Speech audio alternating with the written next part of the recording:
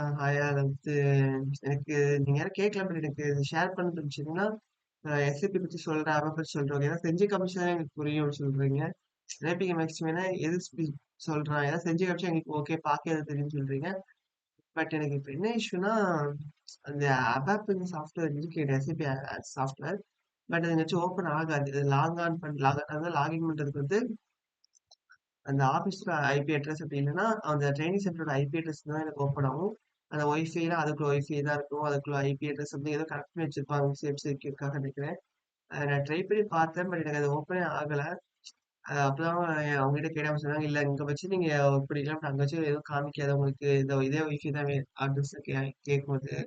அந்த மாதிரி டீடைல்ஸ் சொன்னாங்க. அதெல்லாம் நான் ஷேர் பண்ண முடியல. டீடைல்ஸ் எனக்கு ஷேர் பண்ண தோணுச்சுன்னா, நம்ம சும்மா ஒப்பிக்க தான் செய்றோம். இது எதுக்கு நம்மளோட மெமரீஸ் கூட வச்சுக்கிட்டு ஓகே. பட் பார்க்குறவங்க என்ன பண்ணுவாங்கன்னு சொல்லிட்டு அதான் தோணுச்சு.